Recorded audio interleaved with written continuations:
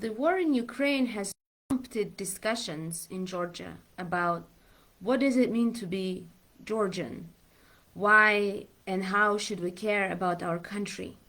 Because most of us do realize that this war has and will have direct impact on our lives and whether or not there will be war or peace here. And I also picked up on this discussion. And actually, in the first days of the war, when there was a huge threat of nuclear catastrophe, of nuclear disaster and attack, I was thinking what may remain from me if I won't exist anymore. And I started writing my biography, a story of myself. Though it's written in Georgian and I keep adding and adding things to it, there's a lot of things written there that I will not be able to talk through all of them here, obviously. But I will mention a few of them and just the main points of how did I get to where I am right now? How did I get to care about Georgia, about my country, about what is going on around, and not only about day-to-day activities and just what to eat and, I don't know, um, simply live, but look rather beyond. There is a Ukrainian song which starts with the line, "We were born in great hours." Well, I was born in a poor hour on August 17th, 1994, in one of the small villages, rather, or a settlement. There are different like standards and different terms that are used for that place in western Georgia, where both of my parents were also born at that very little town. I was born on the light of a candle. There was no electricity even at the hospital. There was no utilities, let's say, in a modern understanding of them. My mother was telling me stories of how the mice were nicely eating some food that her family brought to her when she was hospitalized there. Right beside her bed, the food was sitting on a tray, and she heard some sounds of chewing and woke up and saw that it was a mouse. So actually, doctors right away told my father that it would be better to show me to ophthalmologists to double check my eyes, which they did upon my return to, and upon their return to Kutaisi, which is a next large city near that village in Georgia. It's actually second. It's considered to be second largest city in the country currently. And when I was over a month, they did check my eyes, and the doctor said that yes, I am most likely blind. He diagnosed me and said that nothing could be done in Georgia, and suggested that I would be taken to Moscow.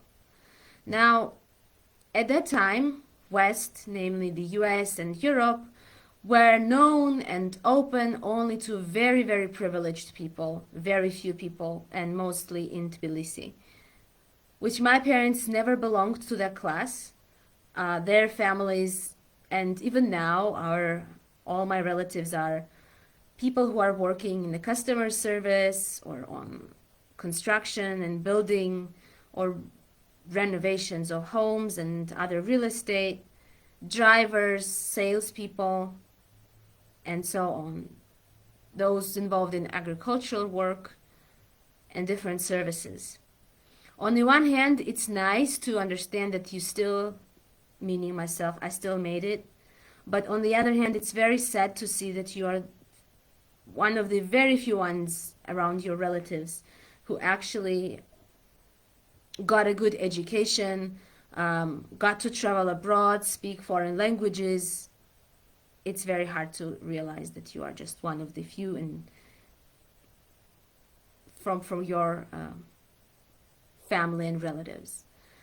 So they could only take me to Russia because my grandmother, a maternal one, my mother's mother, is Russian. She has sisters and nephews and nieces there.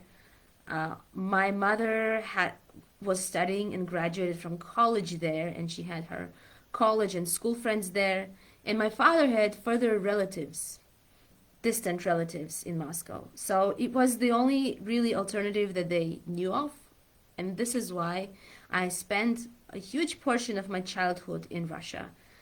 For treatment purposes, I had 6 surgeries there, but I would spend few months every year there, and therefore I know pretty well all their values, the attitudes of regular people, but also of what is being shown on their state media consistently.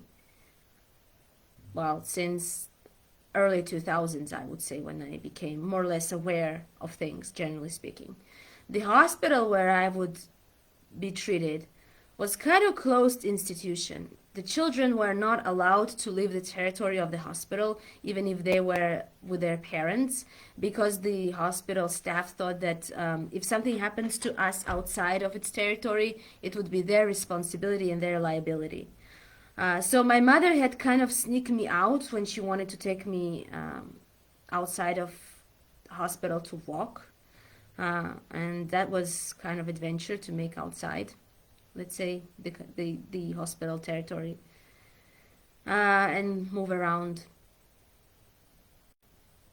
We, of course, had a schedule on which we had to leave, and we had to go to bed at 9 o'clock, which I never was able to. I never preferred going to bed that early, so I was trying, and I was running around the empty corridors, and it was actually good for me because I think I was the most blind person in that unit, because probably those with similar diagnoses would never come there and would just go along. It was mainly children who had better prospects of getting treated or getting their eyesight improved.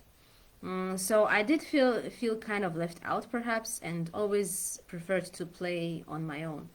I did have few friends. One of them was a girl who was a few years older than me, and she was Chechen. She was from Chechnya. Another one was a deaf-blind girl of my age. We were 7 at the time, and I didn't know how to communicate with her. I would just hold her hand and just would walk with her in the hallway. But I still was talking to her, essentially telling her my thoughts, my views, and was, of course, very open. Um, we also heard a lot of stories. For example, there was a woman whose son was accused of terrorism because he was also Chechen, and he was working near the movie the theater, so-called Northeast, when the terror attack happened there in early 2000s. And actually the security forces, because he was Chechen, asked him to somehow negotiate and participate in the negotiations. And then when a dozen of people was released from there, they arrested him and charged him with terrorism, and sentenced him in and gave him 7 years of imprisonment.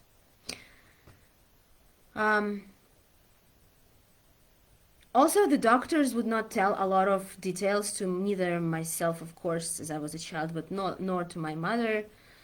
For example, once when she was absent from hospital, they just took me to demonstrate my diagnosis to the students, without even explaining me what they were going to do and why, and let alone telling my mother.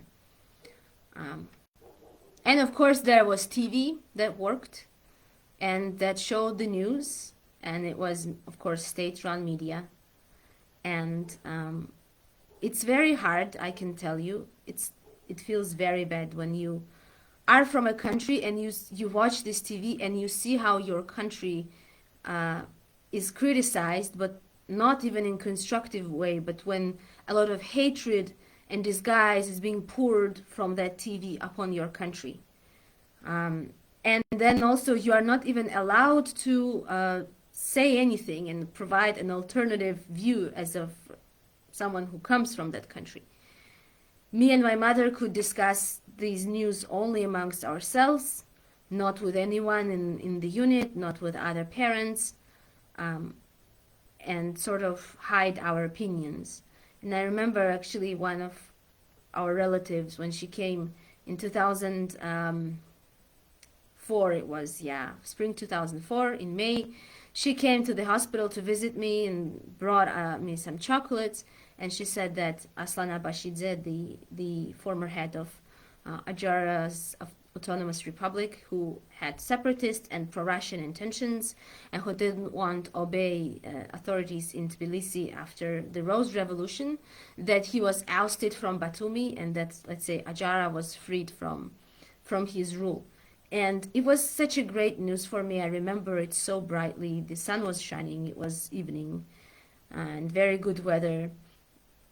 And I remember this because I had this sense of privilege that this is something nobody in the unit, none of my peers would know, and I wouldn't tell it to anyone. And this is something that I was the only one to know exclusively, kind of exclusive news. And yes, I was searching to hear some Georgian everywhere. I actually did hear it sometimes on the streets, few times. Anyways, but usually Georgians were considered less trustworthy people. We were always checked more severely than Russians. We were always, more held at any point with state authorities whenever we had to engage with them. There was always, on the one hand, this feeling that, Georgians are somehow criminal, somehow not trustworthy, but on the other hand, also somehow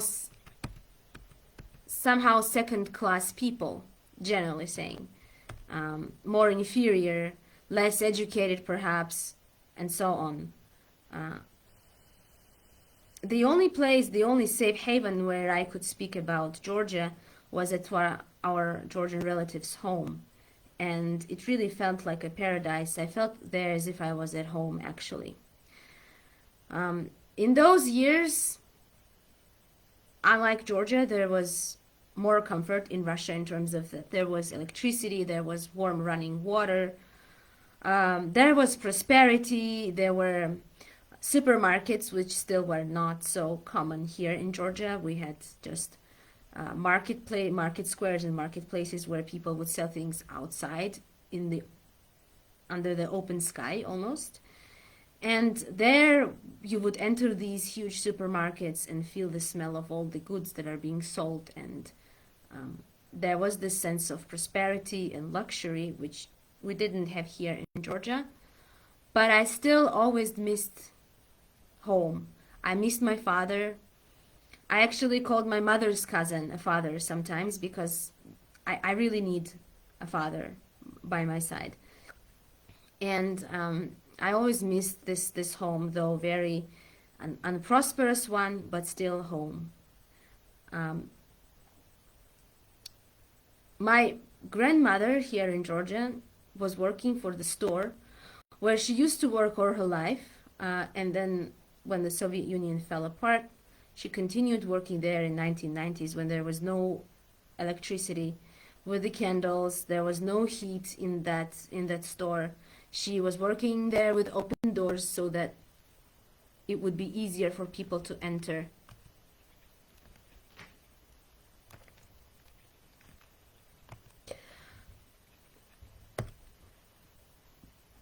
She was actually under huge threat because before my mother would marry, she was there essentially working alone, a woman, and it was time of civil war, and a lot of criminals unleashed, a lot of robberies had happened, even like using arms. Some drunk people actually, when they didn't want to pay her money, they threw a bottle at her, a glass bottle, and thankfully she managed to avoid it, to jump on the side. But this was why my parents, once they married and once I was born, moved to her, because usually in Georgian tradition, the newly married couple lives with the husband's parents. But in our case, and also because there was obviously no jobs in the village, so my father moved in with his mother-in-law, and they were working there in the store while me and my mother were either at home or in Russia receiving treatment. And my mother was reading to me a lot. She was reading to me different things, but also she was reading herself. And sometimes when I would come, she would read out loud what she was reading for herself. So not such childish books, let's say, and all different classics. Or would even retell me and recall what she had read without me. Um, she also was Russian educated, and I will explain, I will explain why.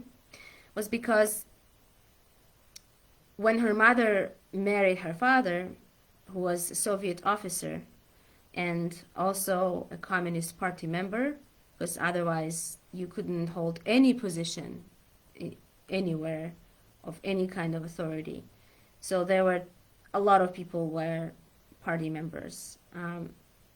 And they moved into Georgia, but they lived on the Russian military, well, on the Soviet military base. And my mother went to Russian school, where all the classes were taught in Russian language. And obviously on this military base, there were a lot of Russian officers and Russian speakers. Therefore, everybody was speaking Russian, and they were speaking Russian in the family, her parents. And therefore, she was really raised on Russian literature and with Russian language. This is actually how the Soviet system worked.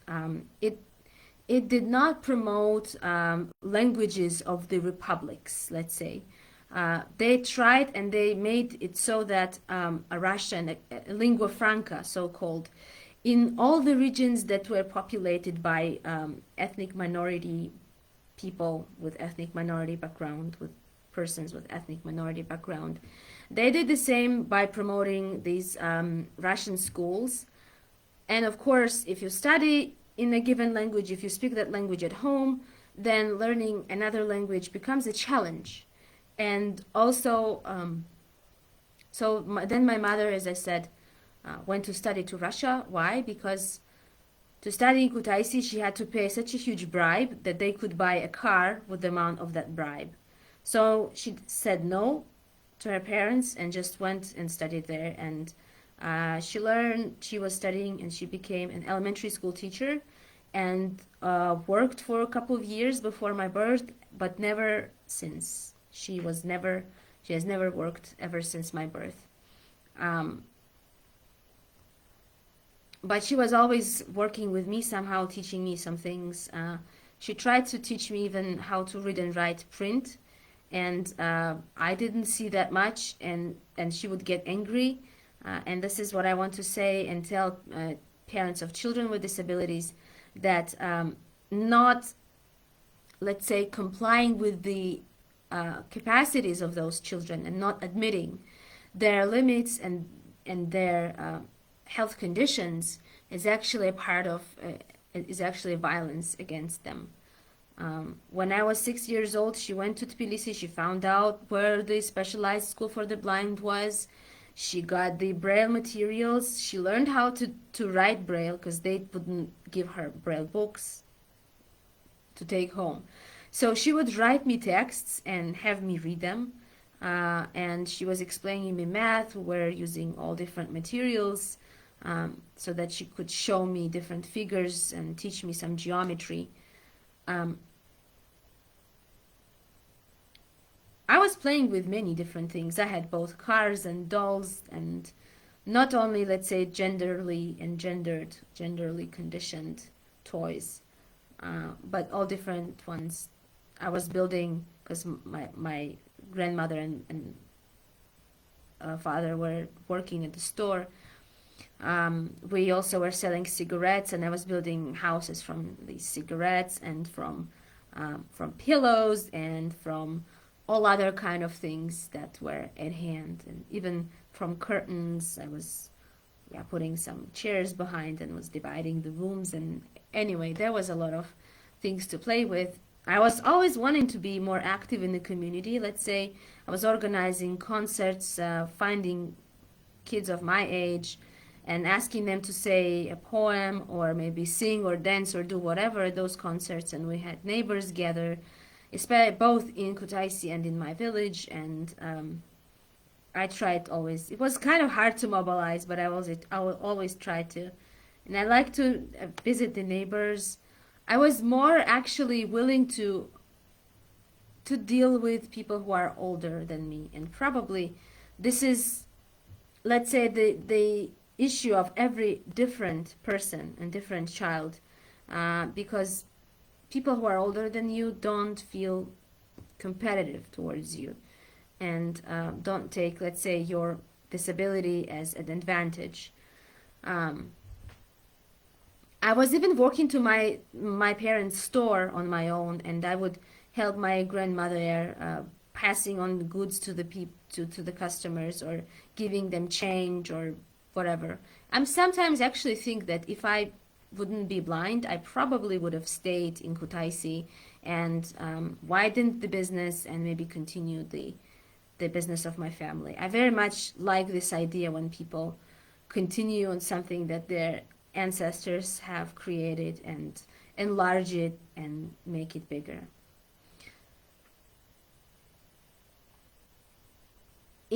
So because of, again, we spoke in our home Russian too, because now my mother was Russian speaker, my grandmother was Russian speaker.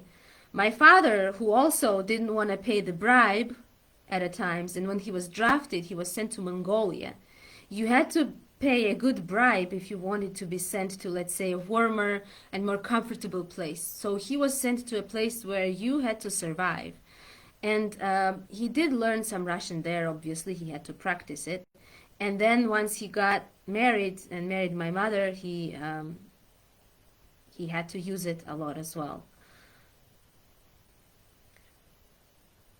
And therefore, I was actually, when I would go to the village, I was kind of left out and left behind by other children, both because of my lingual barrier, but also because of my disability. Children didn't know how to play with me. And actually, I complained this once to my paternal grandmother, so my mother, my father's mother. And she went and, let's say, got angry at those kids.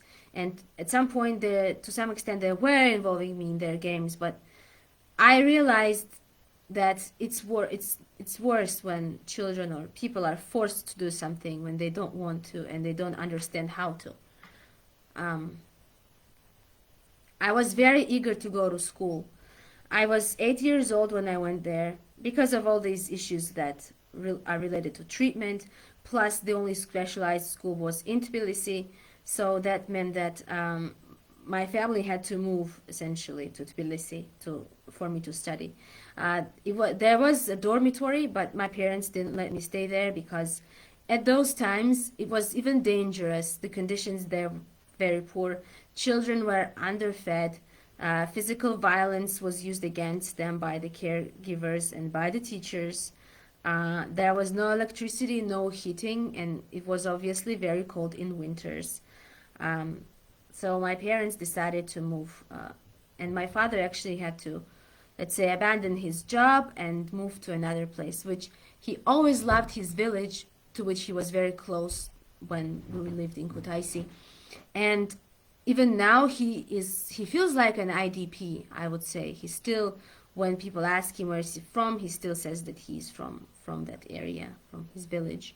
And he still remembers and talks about it in a very similar way to the way that the IDPs talk about their lost homes in Abkhazia or South Ossetia, Tskhin Valley region, and elsewhere.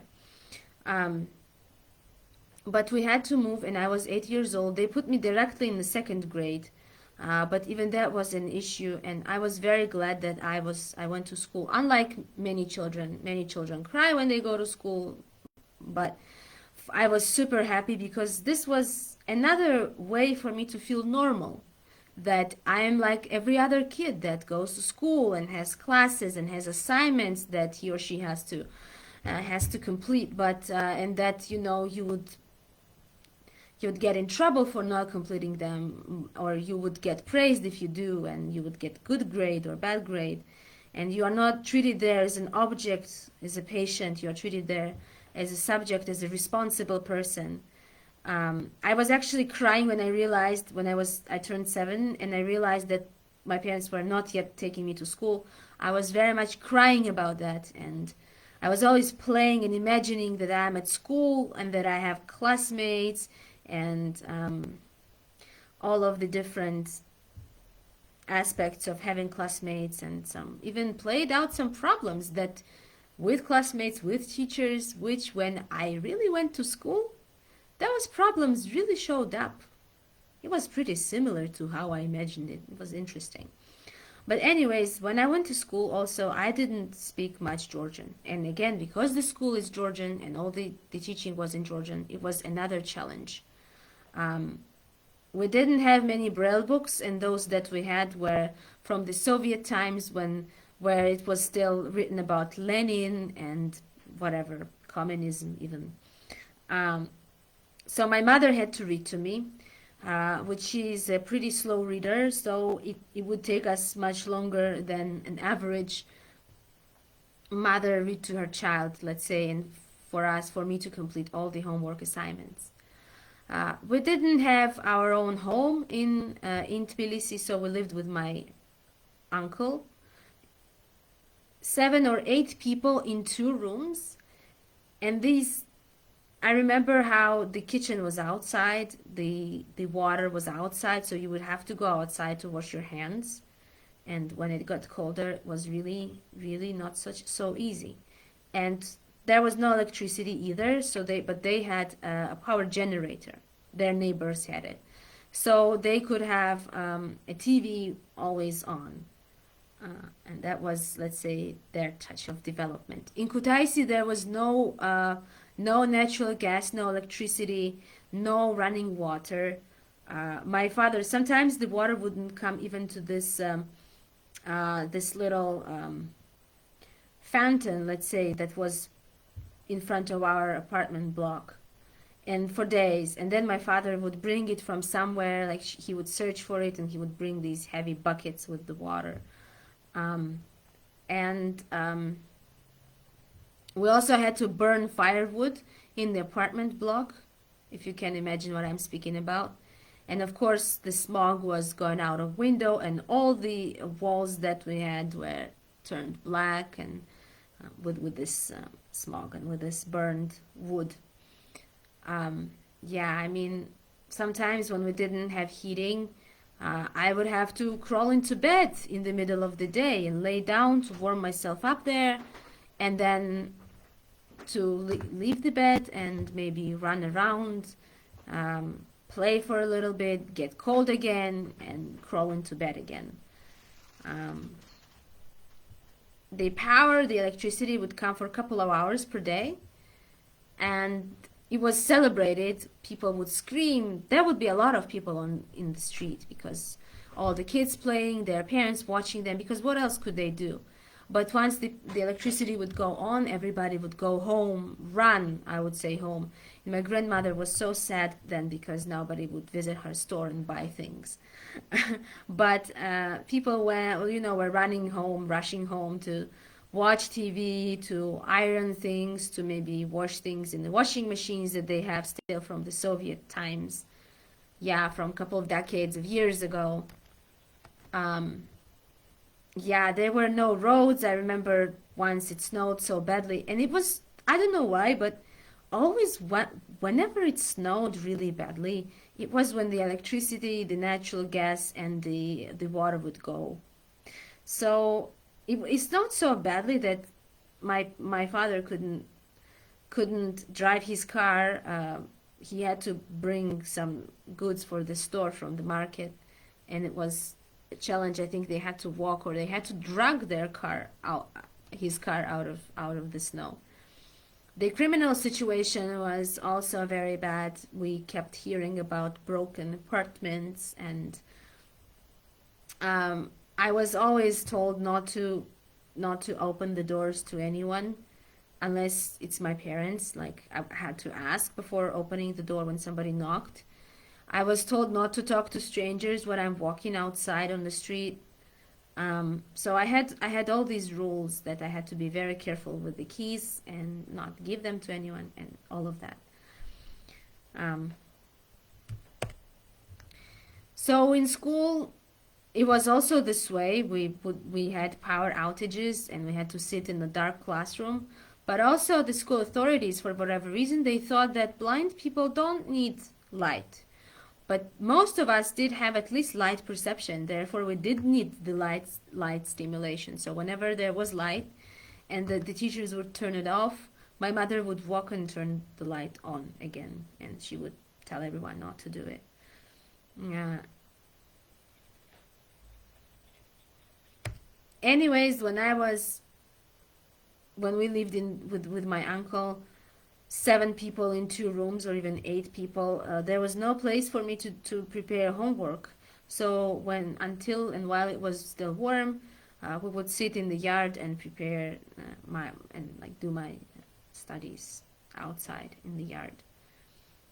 I would when I would wake up, I would always run in that yard. It was very big.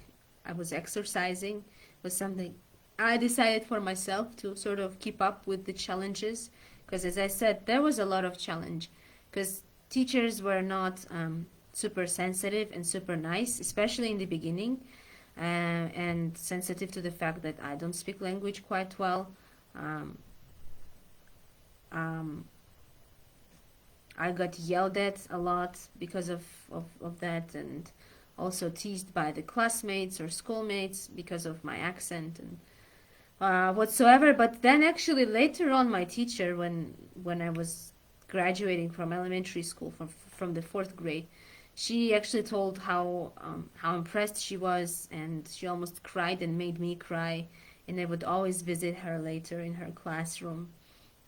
And yeah, I still have a good memory of her. Though again, they always were threatening me that they would keep me in the same class for the 2nd year, that I'm not catching up, and all of that. My parents were not so concerned with these, but I was, because I didn't want to feel um, and I didn't want to be different from other kids. I knew that it's normal to be in one grade for 1 year.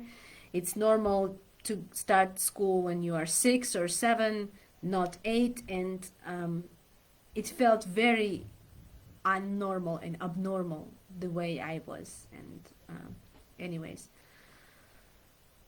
in school, I was also reading some stories about Georgian history and some great stories of sacrifice by the kings, by the regular people. And it made me interested in the country's history. And when my father saw it, he brought some history books for children and started reading them to me. And when I was in the 5th grade, I wanted to learn The Knight in the Panther Skin fully. It's a huge poem. It's a huge novel that is written like a poem. And I knew a few parts of it by heart. I did learn, but not fully, unfortunately. I think it did help me, though, to learn Georgian language, but also what helped me was that the method of teaching in the school. They were asking us to verbalize, to recall, to tell the stories that we would have read. So we had to get up and tell what have we read. Not just answering questions, but actually speak. Or we also had to learn poems by heart and tell the poems, which also was, I think, good for me in any case. When I was in 6th grade, and I also had to miss school in like first few weeks, and I felt like I was very behind on Georgian grammar. I taught it really myself, and I was so proud that actually I knew some of the rules better than my classmates for whom Georgian was the native language. Um, so my parents finally got a good contract with the apartment.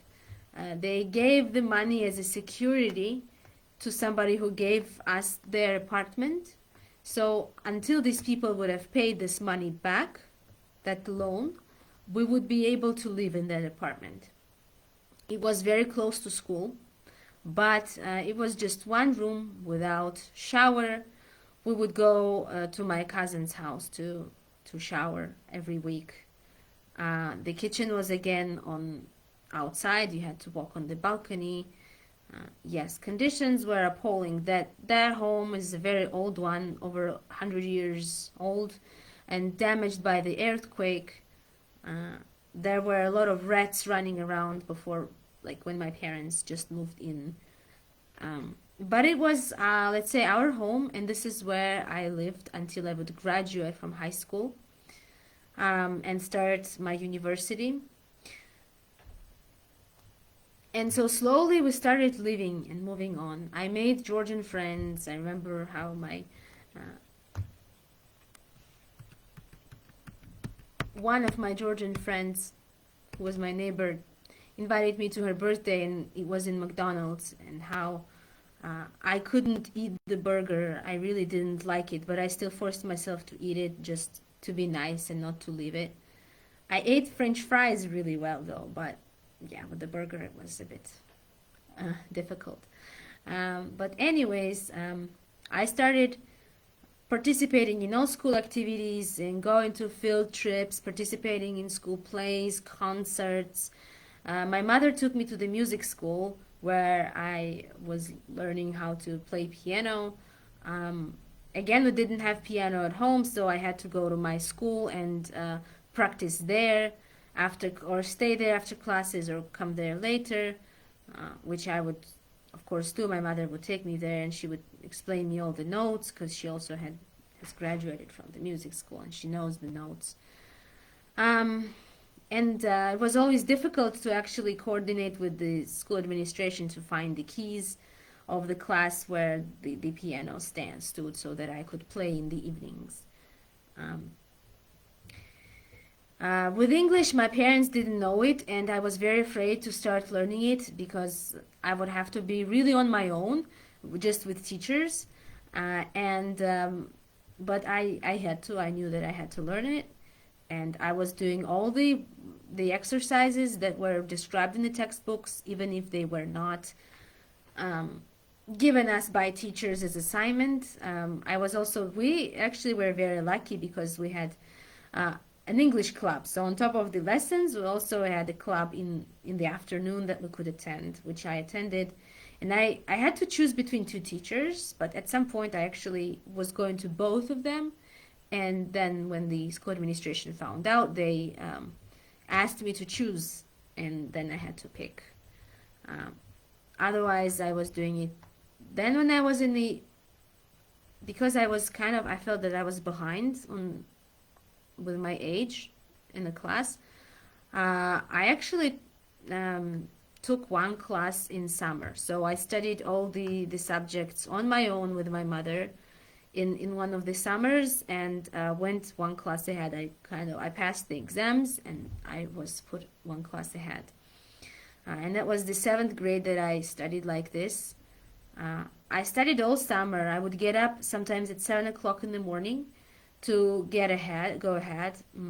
My parents had to read some things to me, but by the time we already had many textbooks and many materials in Braille, less so of audio, but we had much more things in Braille at that point. And I could do it. I was writing down all the formulas, all these rules of physics, chemistry, biology, all of that. And my mother was again helping me and showing me all the geometry stuff and geography, things that, how with different tactile materials that she had really created for me.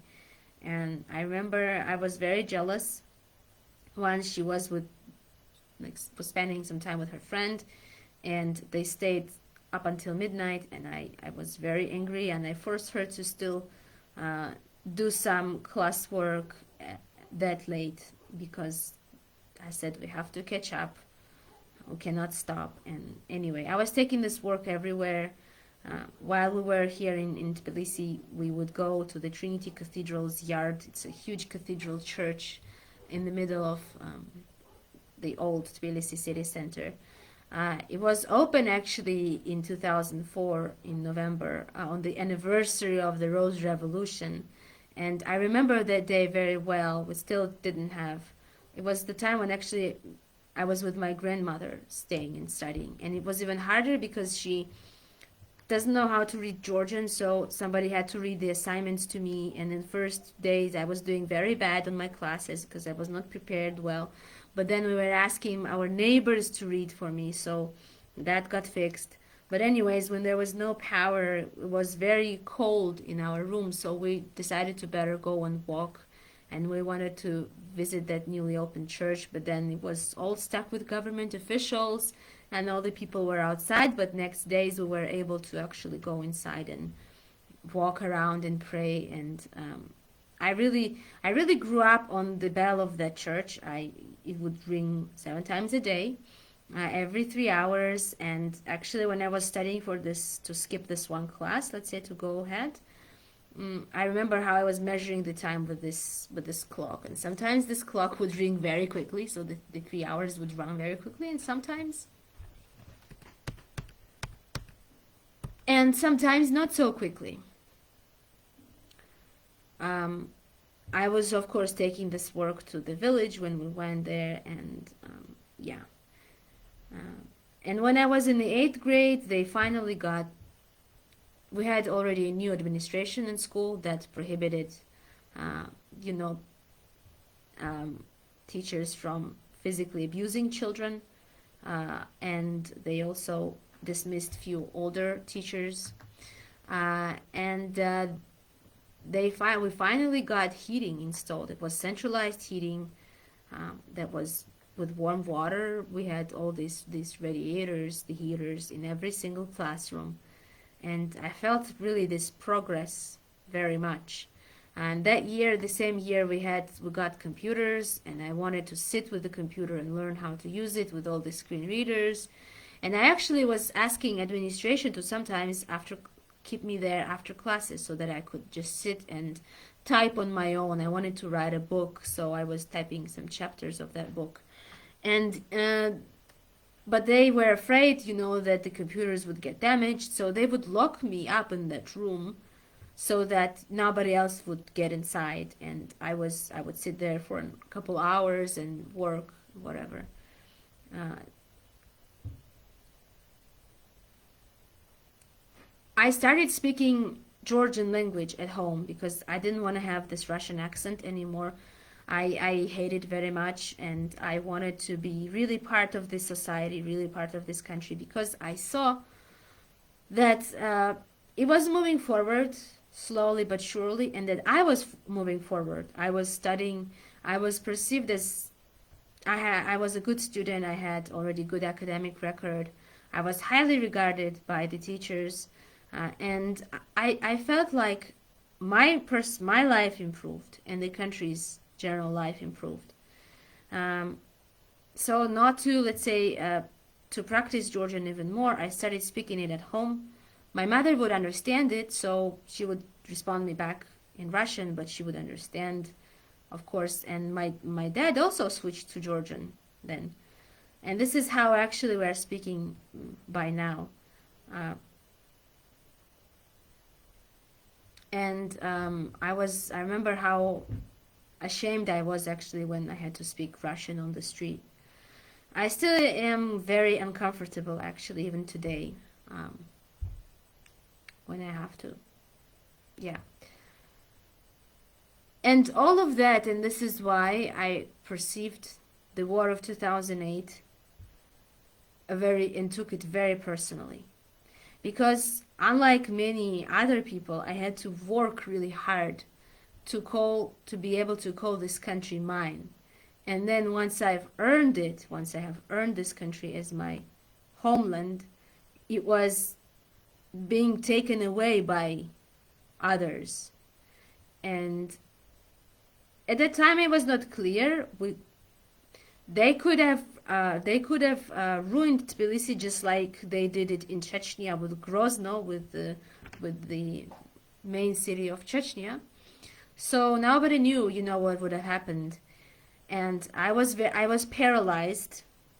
But and I was also considering that if something where could we live, except for Georgia, and I was thinking of Ukraine at that point, and now unfortunately, nobody would have thought that this would happen to Ukraine. Actually, nobody was thinking at least in my family, we were not expecting that the war would happen to Georgia, because I was always saying that we are very peaceful. We are not, terrorists. We are not.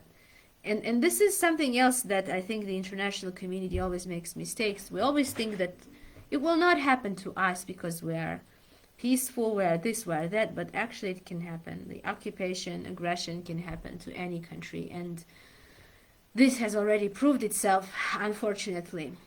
And I also, those days, I was dreaming of a possibility to represent Georgia internationally one day, maybe in some court. Um, and that became kind of my life interest. I was very interested in politics afterwards. We had a very good civic education teacher who was also talking to us about politics, especially after the war.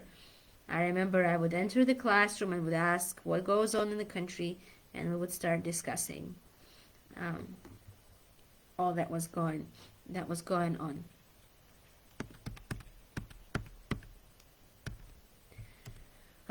Throughout the years, the time went on. I got to go to summer camps because I held like good positions in different competitions in like school academic school contests, and I was able to go to the camp. And then my whole class was sent to the UK. Actually, that's another story, because when I was sent to the camp, I went there twice in Boxwood Summer School here in Georgia.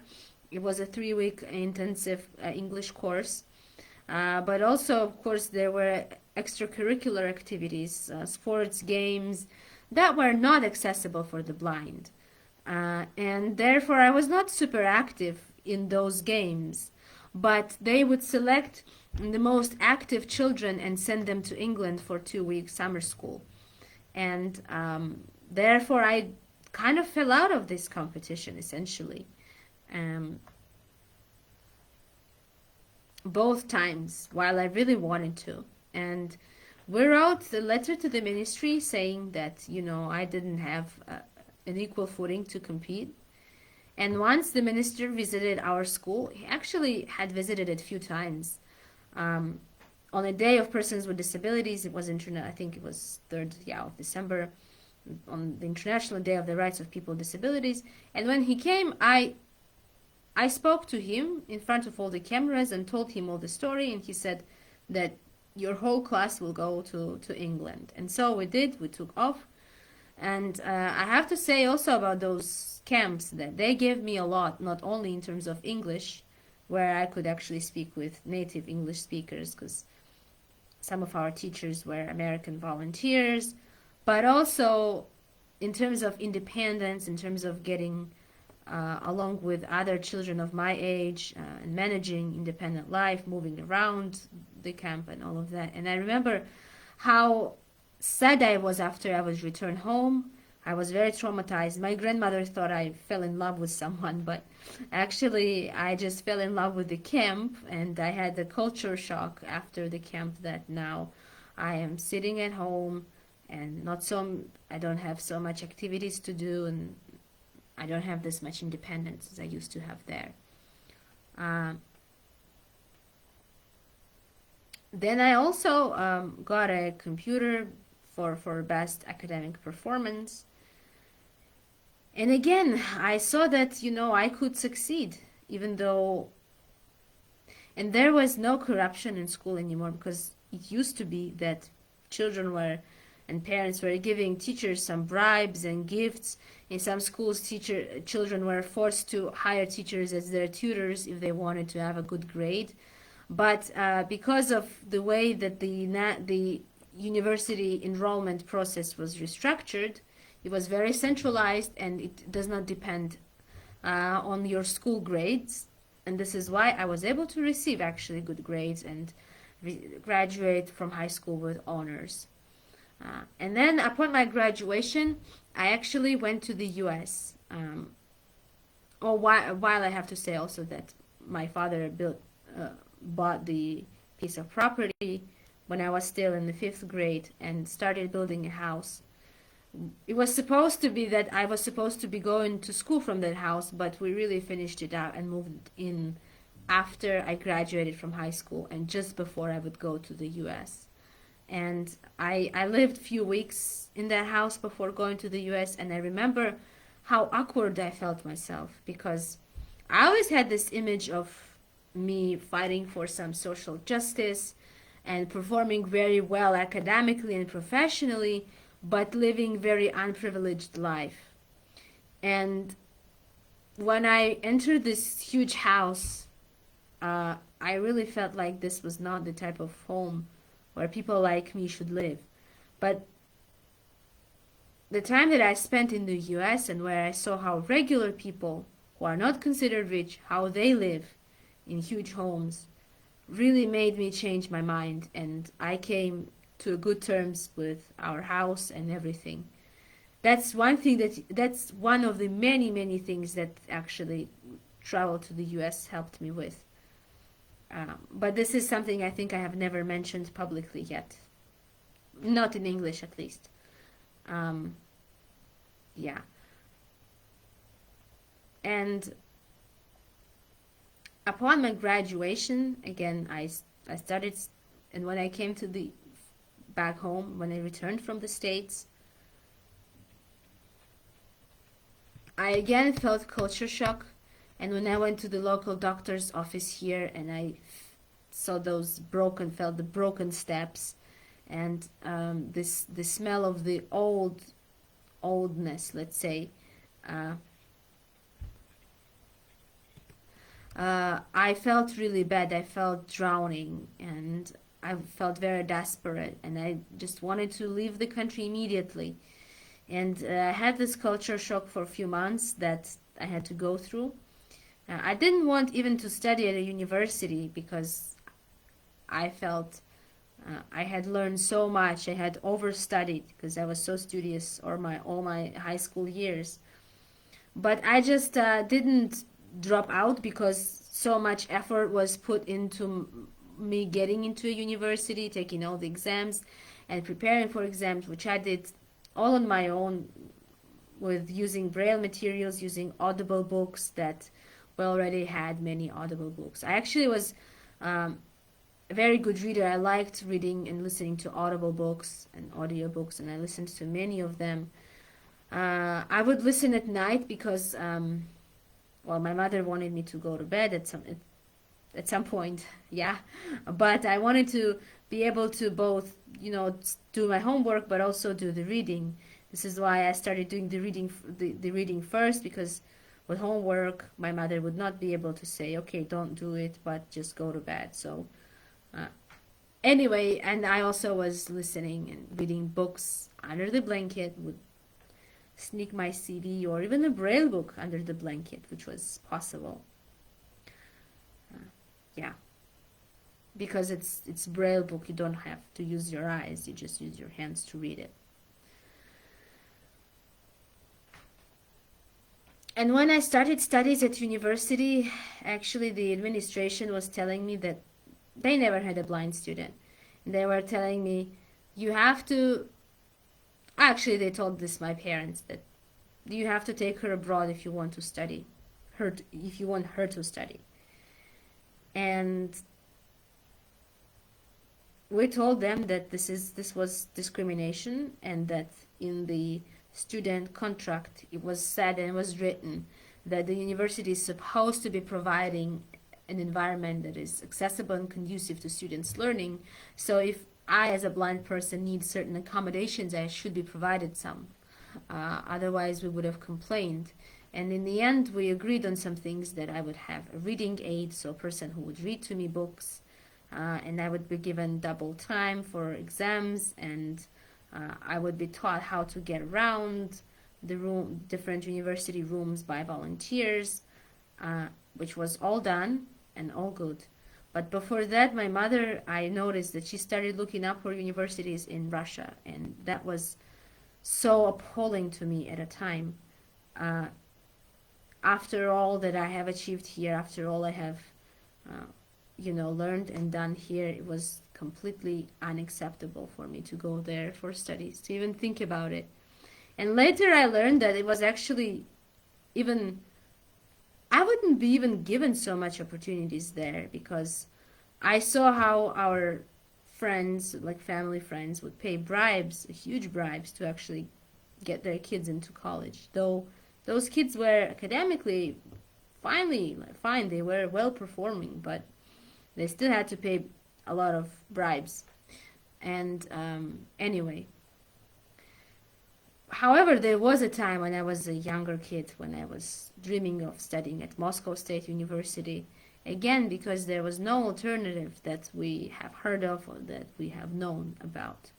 It was with the years that, and actually, all this idea that it's good to study abroad and participate in exchange programs. Also, that came from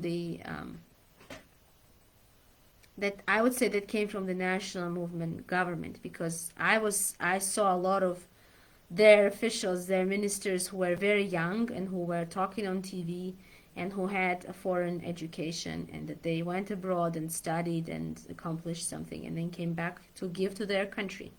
So I really, and it was a good example. And this was something that we were looking up to. I would say my whole class, because we were always discussing how we could maybe go to some summer school.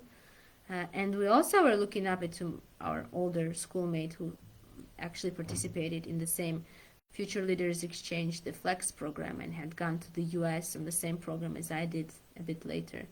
And actually, when I was about to leave for the US, I was also imagining how I would talk to my fellow schoolmates about this program and encourage them to apply later on, which I did once I returned home to Georgia. I actually met the School for the Blind students and teachers, and I did speak about my experience. And after me, two other students also were selected and went to the States.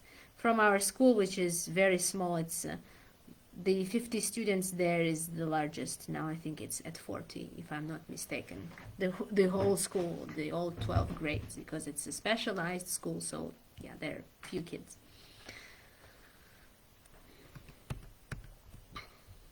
Then when I was at university, I was always, as I said, I wanted to be involved in international relations and politics. I was never thinking about being involved in disability movement as such. But when I was at university, I started noticing that when I would participate in different debates, in some events, my voice would not be given due regard somehow. I wouldn't be listened to. Even people of my age would rather listen to somebody else, especially to boys. Yeah, the gender aspect also was always there. But also because, nobody would notice my politely raised hand. And anyways, because probably I was raising it when nobody was looking my side. I also noticed that a lot of those icebreakers and energizers were not accessible for me. They were vision and speed oriented, and so I noticed that without this, talking about disability and awareness raising, I wouldn't be able to go far.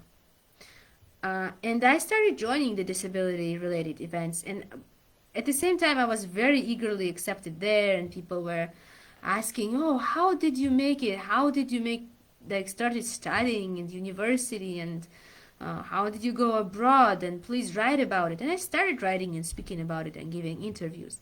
And actually there was a student who had assignment to interview a person with disabilities. And she came to my university to interview me and spoke with me, and she told me that in Tbilisi State University there is Erasmus Plus exchange program, which is funded by the EU, the European Union, which allows already students to actually do one semester free of charge in one of the European universities. And I heard this, and I decided to move to that university. And I did. I switched university. And that meant that I had to speak with the administration again about all the accommodations that I needed to learn how to get around the new place. But all of that was really worth it, because I got to go to both Germany and Romania and spend each semester and each place of them. Yeah. I have to say that my father, in the last days before me leaving for the US, somehow started protesting this, that how this girl would go alone somewhere on another continent. And my uncle told him that she should travel the world, she should go to the US, to France, to anywhere else. And anyways, but I always remember when I was going to Britain, my mom told me, be careful, because if something happens to you, it will all be blamed on me, that it was because I let you go, whatever happened. And the same when I was going to Germany, also my mother told me, reminded me that I should not get pregnant there. And yeah, anyways, because then it would be blamed on her. Yeah, so women are facing always a lot of pressure in this country, even in very, let's say, progressive families and families that are caring still. I remember also how there was a possibility to apply for peer education program where you were trained as a peer educator in sexual and reproductive health and rights, and you were supposed to then train high school kids. And I applied. I went through the first phase of selection, but then I decided I withdrew because I felt I would not be able to speak about these issues with kids of the same age as me. So I was then a freshman at university, and those would be high school kids. So, and I still regret it, and I actually have to say that I regret things that I actually didn't manage to do, that I did not work on. And this is why now it's very hard for me to say no to different opportunities, would that be employment, internship, volunteering, or exchange programs, or participate in different networks. And this is why I have a lot on my plate right now.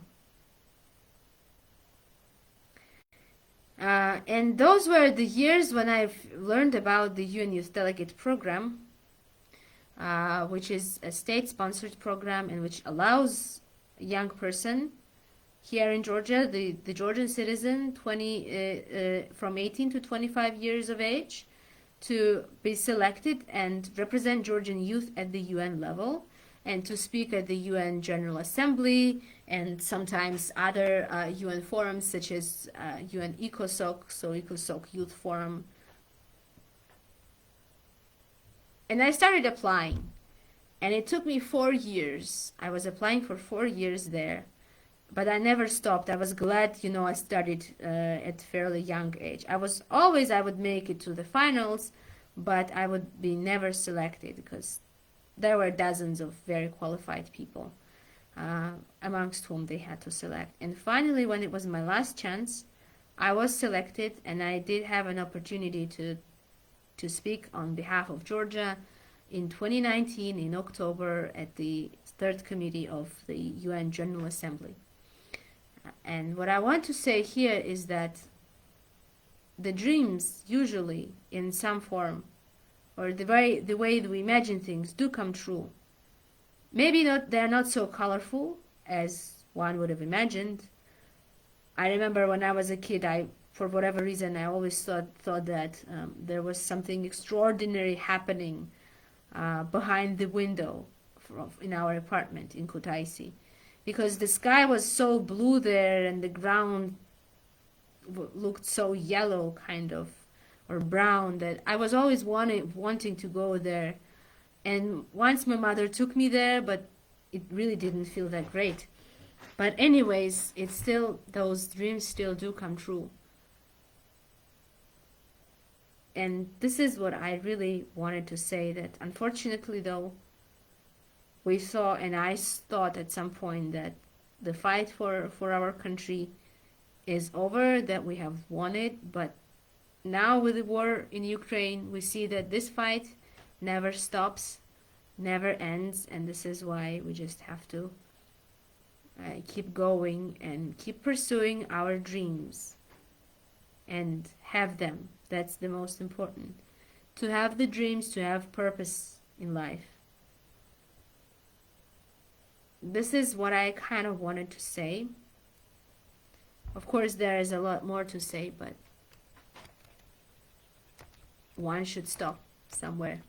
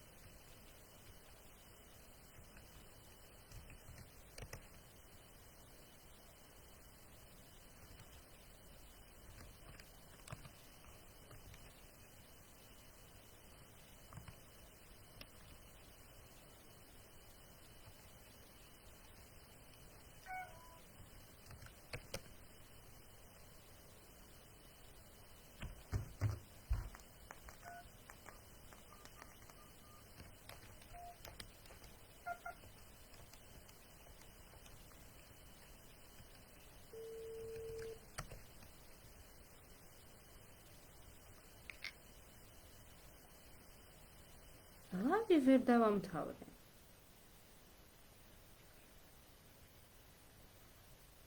Lives ვერ ვამთავრებ თქო.